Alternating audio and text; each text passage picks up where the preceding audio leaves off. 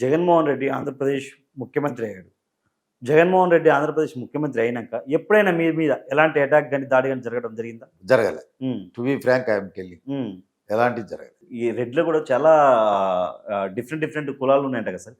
అసలు పెడగంట్ల రెడ్లు అంటే ఏంటి సార్ అసలు? ఇప్పుడు మాకు రెడ్లల్లో, కాపుల్లో రెడ్డి అనేది టైటిల్ ఎవరైనా పెట్టుకోవచ్చు. ఓకే. కాపు రెడ్డి అన్నారంటే హిందూ మతంలో ఉండాలా. ఓకే. రెడ్డి పని చేసినోడు ఎవడైనా పెట్టుకోవచ్చు. టైటిల్ 200-300 సంవత్సరాల కిందట ఎవరికి లేదు. హ్మ్. దాంట్లో మాకు 39 ఉంటాయి. పెడకంటి రెడ్లు అంటే మేము అయోధ్య శాఖ నుంచి వచ్చిన వాళ్ళం. అయోధ్య రెడ్లు అని కూడా అనొచ్చు. ఓకే. అయోధ్య రెడ్లు, పాకనాటి రెడ్లు, మటాటా రెడ్లు, ఓరుగంటి రెడ్లు, రెడ్లలో కూడా విశాఖపట్నం రెడ్లు, పంట రెడ్లు, ఇట్లా ఎలినాటి రెడ్లు, రాయల కాపులు, ఇట్లని దాంట్లోనే తెగలు వచ్చాయి. కమ్మపురి, ఎలమనాడు, బలిజ, వెలమాని మా శాఖల్లోనే. అట్లా మాది ఒక శాఖ. మాకైతే ఈ రాజకీయాల్లో, రాష్ట్ర రాజకీయాల్లో స్వాతంత్రం రాకముందు కానీ వచ్చిన తర్వాత కానీ పులివెందుల నియోజకవర్గంలో మాదంటూ చెప్పుకునేదానికి కానీ, మాదంటూ ఒక పాత్ర ఉంది రాజకీయాల్లోని గర్వించేదానికి కానీ, మాకంటూ ఒక గుర్తింపు ఉండాలి అనేదానికి పులివెందుల రాజకీయాల్లో ఎలాంటిది లేదు. మేము ఒక అనామధేయులు. మొత్తం హయ్యెస్ట్ కడప జిల్లాలో హయ్యెస్ట్ రెడ్లు ఉండేది పులివెందుల్లో 75 నుంచి 76 వేలు ఉన్నాయి. అందులో మేము 45 నుంచి 46 వేలు ఉన్నాం. మాకు ఎలాంటి పాత్ర లేదు.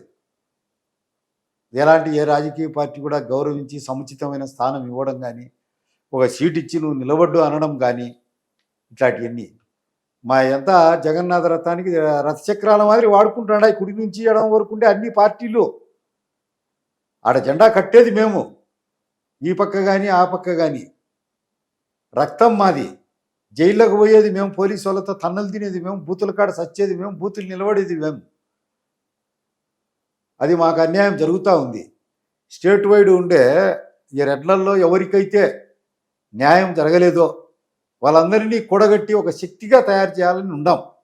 అది పులివెందుల కావచ్చు, ప్రొద్దుటూరు కావచ్చు, మైదుకూరు కావచ్చు, కమలాపురం కావచ్చు, జమలమడుగు కావచ్చు, తాడిపత్రి కావచ్చు, సింగనమల కావచ్చు, అనంతపురం కావచ్చు, ఉదయగిరి కావచ్చు, గూడూరు కావచ్చు, కనిగిరి కావచ్చు, అద్దంకి కావచ్చు, దర్శి కావచ్చు, మార్కాపురం కావచ్చు, గిద్దలూరు కావచ్చు, చిలకలూరుపేట కావచ్చు, పల్నాడు కావచ్చు, ఎక్కడున్నా మేమంటూ ఉనికిలో లేకుండా పోవడం.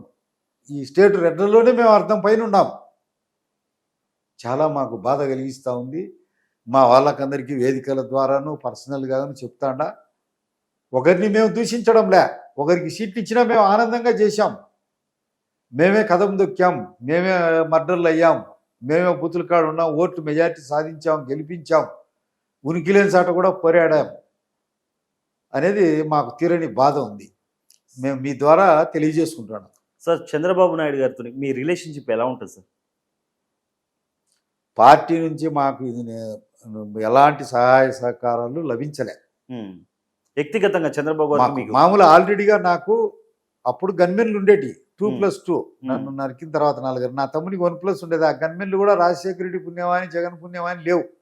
మాకు ఈ గవర్నమెంట్లో కూడా ఇప్పటికి కూడా రాలే. ఆయన ఏమన్నా వాళ్ళకి అగ్నిస్ట్గా నేను చేస్తే ఏమన్నా చెడ్డ పేరు వస్తుందని అనుకున్నాడో ఏమో. అట్లా అనుకున్నా కానీ రాజశేఖర రెడ్డి కుటుంబం ఏమి హరిశ్చంద్ర సార్వభౌములు కాదు కదా, గాంధీ కుటుంబం కాదు కదా, సుభాష్ చంద్రబోస్ కుటుంబం అంతకు కాదు కదా. టంగుటూరి రండిరా కాల్చుకుంటే నిండు గుండెనిచ్చిన మహోద్దండ ఉద్దండమూర్తి ఆంధ్రకేసరి టంగుటూరి ప్రకాశం పంతులు కాదు కదా. కరుడుగట్టిన కిరాతకులే కాకుండా రక్తం దాగే విష సర్పాలు కదా అయ్యి.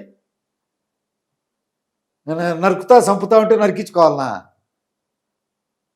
మేము కూడా హింసావాదులం అయితే హింసా సంఘటనలకు పాల్పొన్నామంటే ఎలా? మీరు ఎప్పుడైనా ఈ డిస్కషన్ చంద్రబాబు గారితో ఎప్పుడైనా కలిసి మాట్లాడడం లాంటివి ఏమైనా జరిగాయి సార్?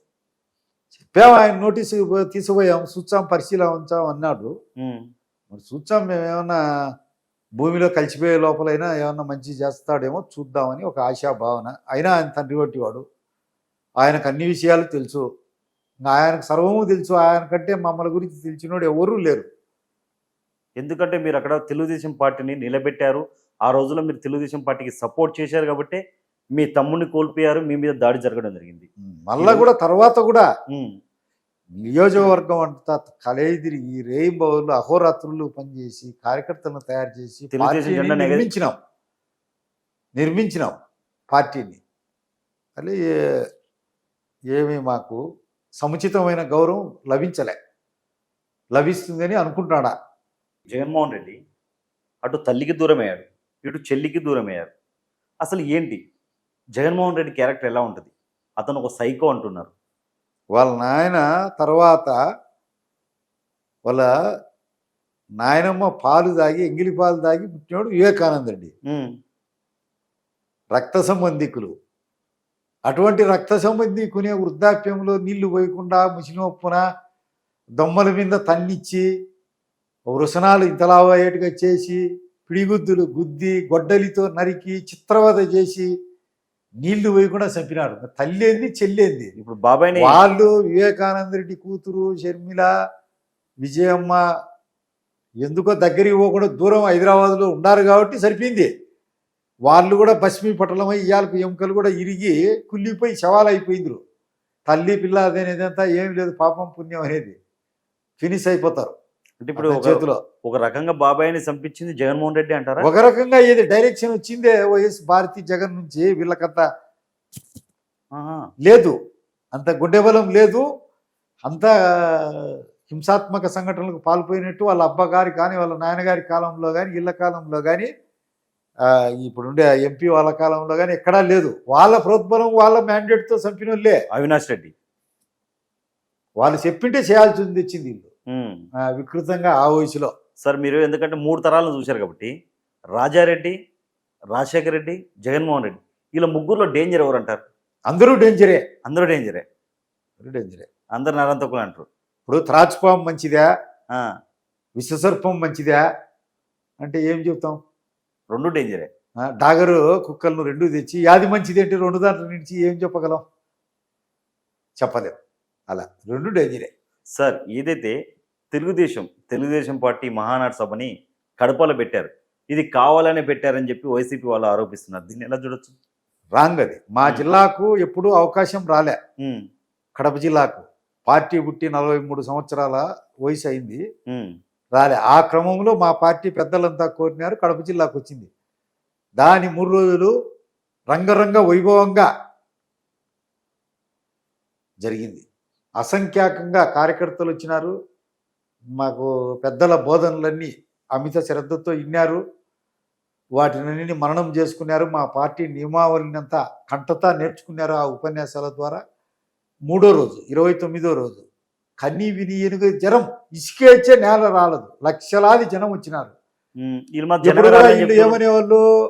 జగన్ వాళ్ళ నాయన చంద్రబాబు నాయుడు కర్రువు కౌల పిల్లలు ఒకేసారి పుట్టినాడని. ఆ 3 రోజులు ఒక్క సుక్క కూడా వర్షం లేదు. ఆహ్లాదకరమైనటువంటి వాతావరణం ఊటీలోనో కొడైకొనాల్లోనో రిషి వ్యాలీలోనో కునాలిలోనో ఉన్నట్టు, మనాలిలోనూ ఉన్నట్టు అంత చల్లని వాతావరణంలో మా మీటింగ్ కూడా ముందే అయిపోయింది. చతుర్దిక్కల మా పులివెందుల రూట్ అయితే 1,00,000 మంది చిల్లర నిలబడిపోయి ఉంటారు. జమనోడు రూటు 1,00,000 మంది చిల్లర, ఇట్లా Kurnool route, Rayachoti route, Tirupati route, అన్ని దిక్కుల చతుర్దిక్కుల లక్షలాది జనం నిలబడిపోయినారు. అయినా లక్షలాది జనం ఉన్నారు. అద్భుతంగా మాట్లాడినారు. ఆయన పోయి విమానం ఎక్కిపోయినా మరుస రోజు భయంకరమైనటువంటి కుంభవృష్టి గుర్చాది.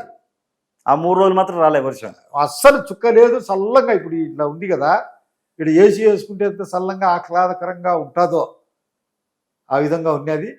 దానికి కడప ఎమ్మెల్యే మాధవి గారు, వాళ్ళ భర్త పొలిట్ బ్యూరో సభ్యుడు శ్రీనివాసరెడ్డి, కమలాపురం ఎమ్మెల్యే పుత్తా చైతన్యరెడ్డి అద్భుతంగా అహోరాత్రులు పనిచేసినారు, ఖర్చు పెట్టినారు.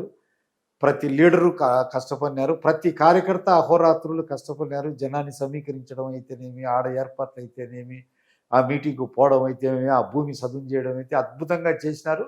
అందరి కృషితో సభ సక్సెస్ అయిపోయింది. అది చరిత్రలో బంగారు కొండ మీద బంగారు అక్షరాలతో లిఖించే విధంగా ఒక నూతన అధ్యాయం లిఖించబడినది 43 సంవత్సరాల తెలుగుదేశం పార్టీ మహానాళ్ళ చరిత్రలోనే.